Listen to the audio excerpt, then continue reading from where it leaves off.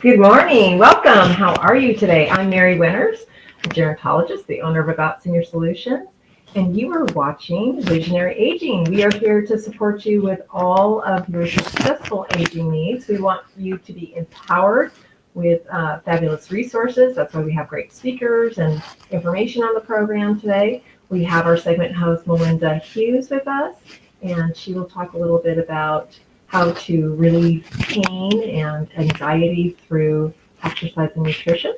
We're going to follow around that vein, and we're also going to have our expert and cannabis nurse, Sue Feltus, on with us today. And we have a great caregiver question from Stephen McCullough. But we just want you to know that we're here as the hub for you for senior services, and we're kind of the orchestra, the conductor of the orchestra, the quarterback, where we make sure that you get everything that you need in regards to support and services and advocacy for anything aging. And we want you to successfully age and be in control of your future, your destiny, and where you want to be, how you want to age. We want you to be able to control that process as much as possible. So let me go ahead, and we're going to add Steve McCullough to our program and have his caregiver question asked.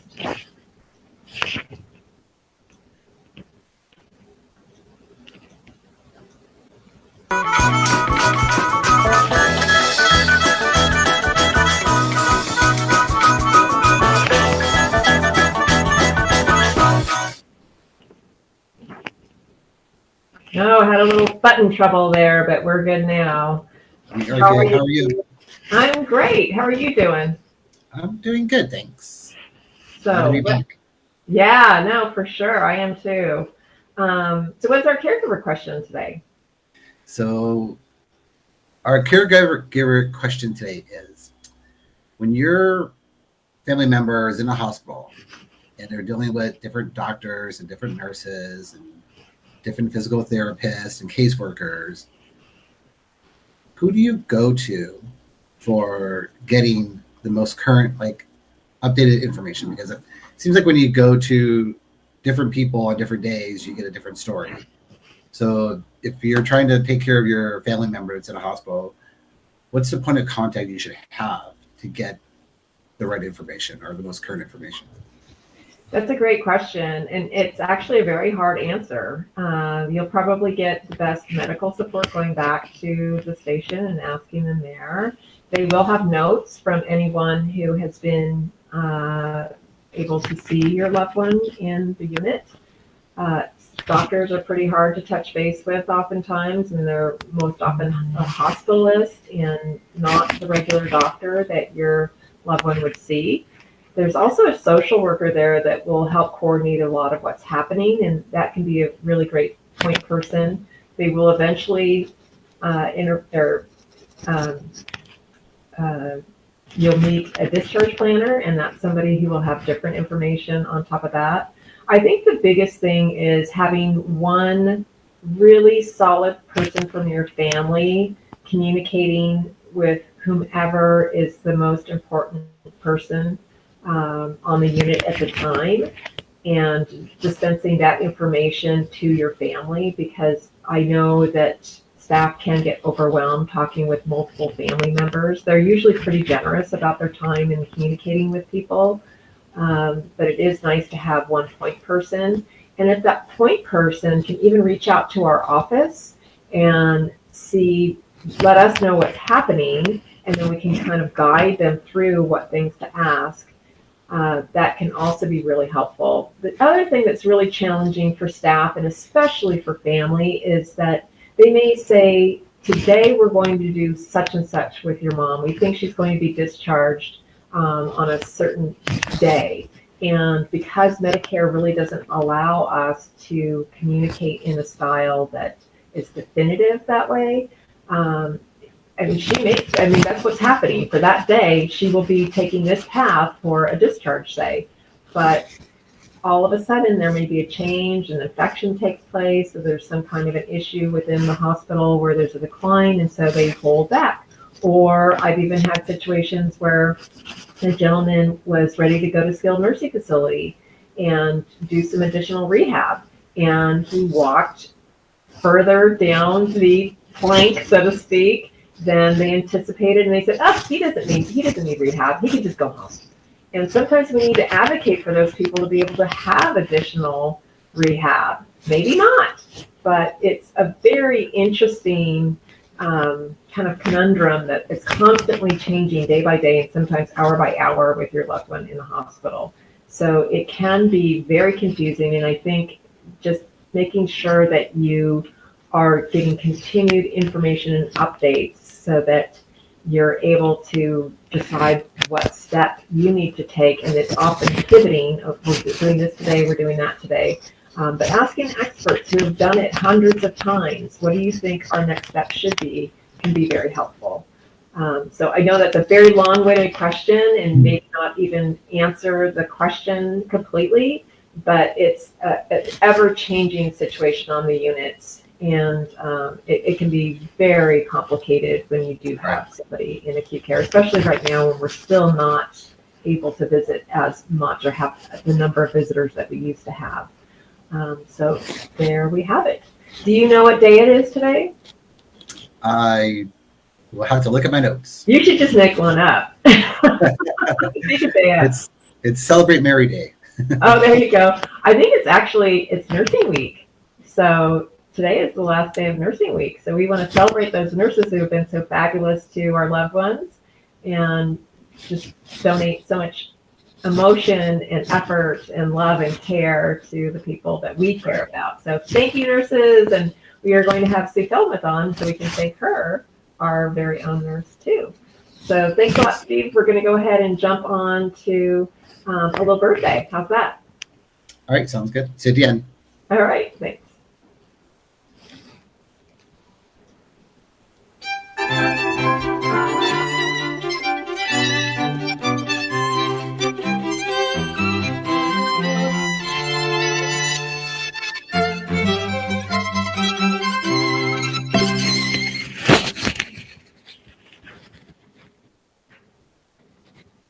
We have a 100th birthday to celebrate. This is amazing. What a beautiful, beautiful family. Our little lady, Jessies Birthday,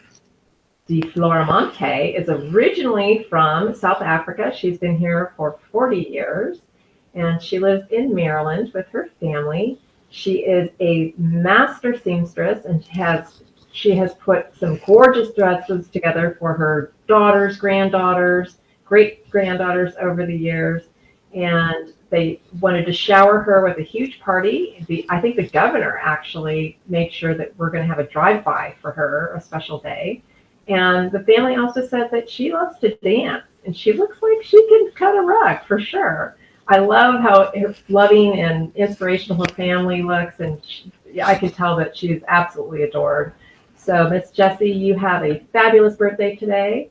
And we will hope to celebrate you again next year. We'll be celebrating you again next year too. So thank you so much and have a great, fantastic parade. And I think we want to go ahead and talk with our friend and cannabis nurse.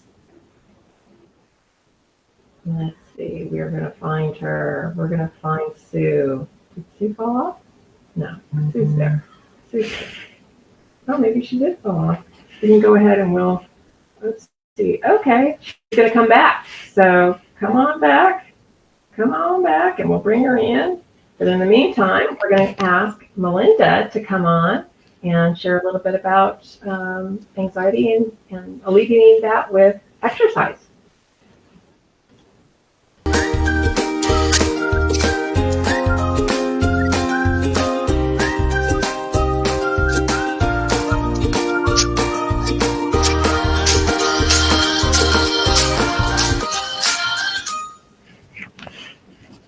How are you this morning? How are you? I'm great. Yeah, thanks. So yeah, Sue will be back with us, but I think just following along on that vein of successful aging. I mean, sleep is such a huge part of with anxiety, and you're not sleeping. That's not good. Pain can be just such a terrible thing to have to work through.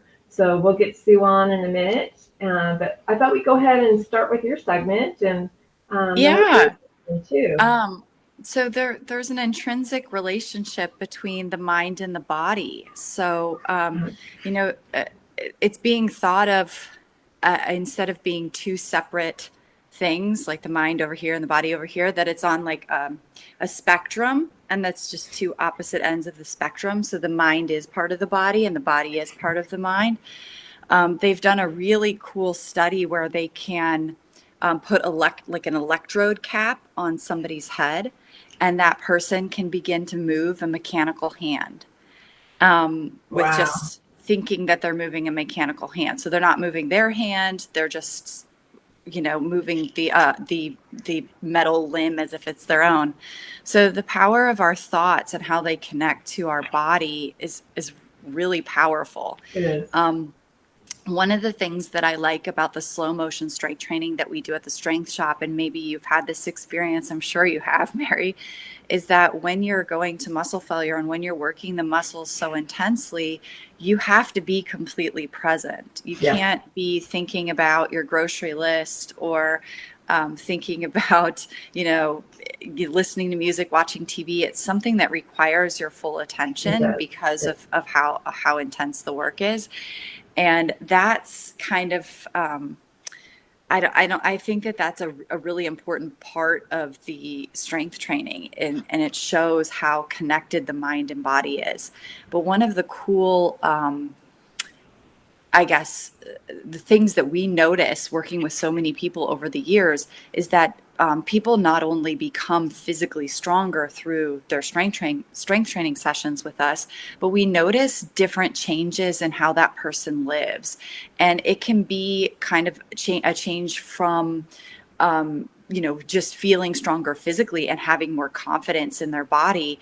But we see changes in people from, we had a client going who was experiencing such debilitating migraines and just, wasn't able to really function in daily life. And through the strength training, not only does she not have migraines anymore, but she started a business. Wow. So it's seeing people be able to change completely how they're living their lives. And it's not just from the physical, it's from this sense of empowerment that we can achieve through being stronger physically, or through challenging the body in such a way that there's a bit of an emotional challenge when you go to muscle failure. It's an uncomfortable feeling, and there's a bit of the challenge of the mind is to go into that intensity of working the muscle without breaking form, without compensating with other muscles. And so there's definitely, that piece. And I've had other clients say, I was so depressed that I only got out of bed to come to this workout. And that's the only time I left my bed. And it was able to help me get out. It was able to help me regain my life. So I think that's a really important piece of exercise is the mental aspects to it. Yeah, and I think the endorphins change too, correct, after exercise. And so there is some level of change just from that.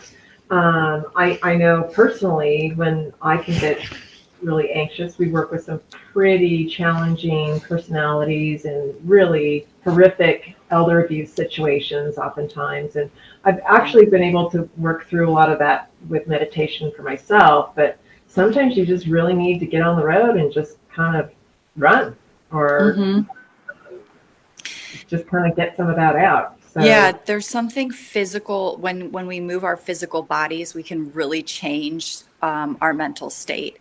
And that's just a powerful tool to fight anxiety, to fight depression.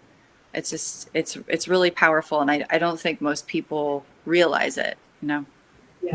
Let's bring Sue on. I think she is back. So let's bring Sue on. We'll go ahead and just chat for a couple minutes together, and then we'll go ahead and talk more about what Sue's talking about with cannabis. So let's see. I think She's going to come on here in a couple seconds. Hey, Sue, how are you? Hey, Sue. Hi guys. Good So, to see you. yeah, so we were just talking about the power of exercise and alleviating pain and anxiety and so forth. But, cannabis has a different effect and very interesting too. I know you've talked about kind of a new system. It's not new, obviously. Our bodies have been around a long time. But there's a discovery of a new system in our bodies, and cannabis seems to react well with that, correct? That's right. And that's the endocannabinoid system. And that tapping into that system is, I think, one other tool. Some people look at cannabis as kind of the cure-all for so many things, but it's really one tool. And piggybacking on what Melinda said, it was exercise is an important tool. Good sleep is an important tool Yeah. for managing anxiety and the foods you eat, keeping your health up. And cannabis, particularly CBD for anxiety, is a really important tool as well. And it works in hand with our endocannabinoid system, which is a mouthful. Sometimes they just abbreviate it to ECS. And it's a system in our body, like our nervous system, like our skeletal and digestive system, that's comprised of receptors that are throughout our body, brain, central nervous system, muscle cells, bone cells, cells of the immune system. And it interacts with chemicals that our body makes called endogenous cannabinoids. And so we make some substances that are similar to THC and CBD, and they are responsible for those endorphin-like releases when you exercise. And so our body has this framework set up. And then when you ingest or consume cannabis, either CBD or even THC, those molecules are interacting with our endocannabinoid system. Humans have been doing this for thousands and thousands of years. So we've adapted, not so much, I don't know if we adapted to the plant or the plant adapted to us, but we work really hand in hand together. And I think that's why there are so few side effects from cannabis medicine. They're really just, it doesn't do any harm, even people who use way too much THC. I often encounter sweet grandmas whose well-meaning grandsons gave them a chocolate bar or a cookie, and I think this will help with your pain. Just take a little bit, and well, it's a small cookie, so a little bit must be half. And who knows how much. Usually they never know the milligrams, but it could be 10, 20, 50 milligrams of THC. Oh, wow. And so they have a very uncomfortable experience with that much THC. But basically the remedy is try to sleep it off. And then the next day you're going to wake up and you're going to be fine. It won't have had a harmful effect on you. But CBD is another route. CBD from hemp or from the cannabis plant is just a kind of a gentle way to take the edge off of anxiety. And Mary, you had mentioned how to kind of be in control of the aging process. Yeah. There are a lot of things we can't control. Exactly. We try, right?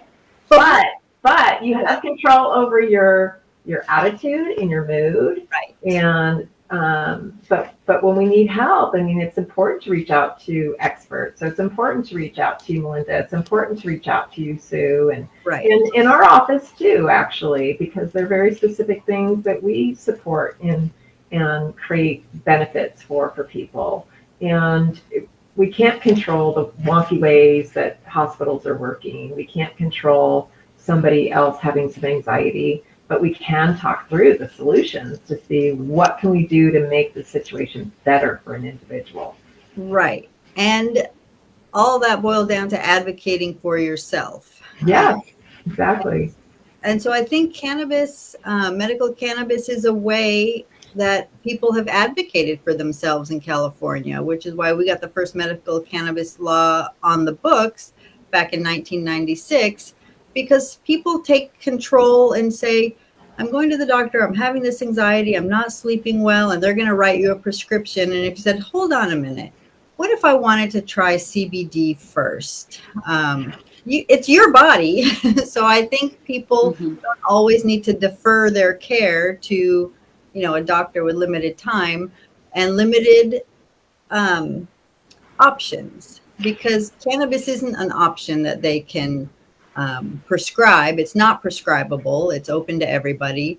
But just starting that conversation, and a lot of times the doctors will say, I know some people have used CBD successfully. I don't know much about it. And then they'll refer them to me, and then we do a consultation. Or they just say, yeah, you can try that on your own. And then they're left to figure it out on their own, which can be a little bit daunting.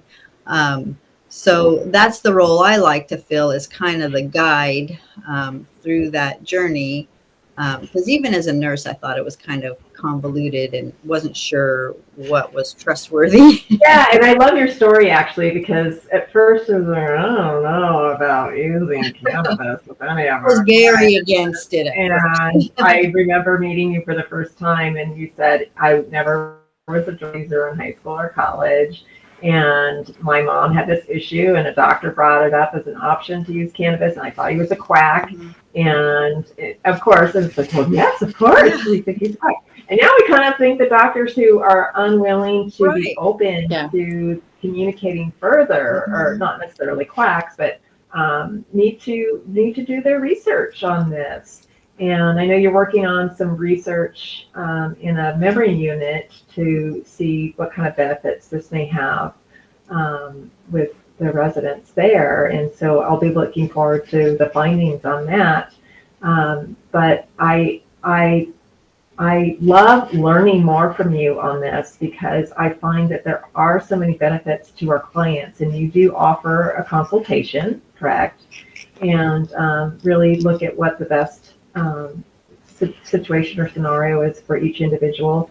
I am so pleased. Right now we have a client who you're working with, Sue, and he has a considerable amount of back pain that's not totally going away. But he is using a ball on his back a few times a day, and he's taking some CBD. And he used to be med seeking. He was on Ativan. He was a huge drinker. He had all kinds of issues going on, and we've been able to, not without some resistance from him, but he's actually been reducing his alcohol intake, and and he's walking better because of that too. And so it's that whole, which came first, chicken or the egg? Is he not walking because of it? So we have figured out that with less alcohol, he can walk better, and his pain will be better. He's dropped a little bit of weight. And I'm, Melinda, he'll be in your place soon too. So I think that whole mind-body kind of support for this client has completely changed his life, from being non-ambulatory, being pushed around in a wheelchair, being uber depressed, and just having some little changes with his food, some little changes with his intake and the alcohol, and making these changes with the CBD. And he's not taking very much. Because how much. I think we just upped his dose a little bit, but and that's one of the beautiful things about it. You take it for one thing, you take it for back pain, but it's also been shown to decrease addiction-seeking behaviors. And it's also shown to elevate mood and decrease anxiety and decrease inflammation and pain. So all those things are not a surprise to me now. Yeah. It doesn't do just one thing like most medications. Right. It has multiple targets in the body that it's trying to regulate. So that's very encouraging. It really is. It's fascinating on top of encouraging. And I've had physicians. I have a neurologist friend who said, Mary, I have a woman, I can't explain it. I don't know if we can duplicate it or not, but she has Parkinson's, and it, for all intensive appearances, it looks like her Parkinson's is gone. And she told me that she started taking CBD. Now, I don't know what kind of combination she takes, if she has THC with it or how much or anything else, but I found it really fascinating because he was very anti-cannabis prior, and he just said, I cannot explain this extreme change and the benefit that it's had for this woman. So I just encourage people, if they want to meet with you for a consultation, I think it's really fantastic. And I'll go ahead and put our phone number up here too. So and I think the exciting thing is there's no downside really. It'll work or it won't work, but it's not going to harm you. Right. And That's that's what I was going to say. I love about CBD, Sue, is that sometimes when you're taking medications, there's a flip side, there's a downside, there's this negatively impacts the body in this way and this way and this way, and there's all these negative side effects. And with CBD and hemp, there really isn't. It's, the side effects are positives. Right. So, and the few negative ones are manageable. They're usually manageable by dose or changing the time of day that you take it. right. And in the memory care facility, we have about 12 residents who are using it for various reasons in different forms. And pretty much we've seen minor benefits to major benefits to where they've decreased, they're off 6 medications and they're... And that's the other thing too. We just took him we reduced 2 medications and took 1 off altogether. Right. This is the thing. We want to get off of these psychotropics. I hate them. I see people morph into the beginning of a skeleton almost with some of these medications, and seeing them come off of these things and have their life back and their personality shining again. It's just amazing. It's amazing. Yeah. So I personally seen the benefits, so I'm a believer. I know, right. We're preaching to the choir here. Yeah. But a lot of people are unaware, and they were like me. No, that's not for us. Yeah. Let me bring Steve back on too. We're going to go ahead and kind of wrap it up for the day. Yeah. Let me bring I like him that back. it's non-addictive too, because some of the medications for anxiety and depression are medications that either need to be taken long term and are extremely difficult to wean off of after being on long term, or very, very addictive. That's so right. If somebody is going through something acute, dealing with some grief, some loss, something that's difficult to process and needs some support for the body and the mind, this seems like the perfect solution for that type of thing as well. Right. Yep. And to just give it a try. Absolutely. So you can call our office 626-359-0108 or email us. Just ask for Sue. Sue's going to be there for you. And Melinda's there at the Strength Shop. Melinda, how do people get a hold of you? 626-999-4850. And if you want to send a Caregiver Question to Steve, just send it to info@aboutseniorsolutions.com. So any fun plans for the weekend, guys? I'm seeing my mom and my parents, so Good. I will add today is the National Apple Pie Day. Oh, ooh. Something to celebrate. Yeah, definitely. Right? Nothing better than apple pie, for sure. All right. Well, I wish everybody a happy Friday and a great weekend. And until next week, I say you stay empowered. We're here for you. And you know what? You have a lot of control over how you age and what we can do to protect that longevity and that vibrancy in your life. So have a great weekend, guys.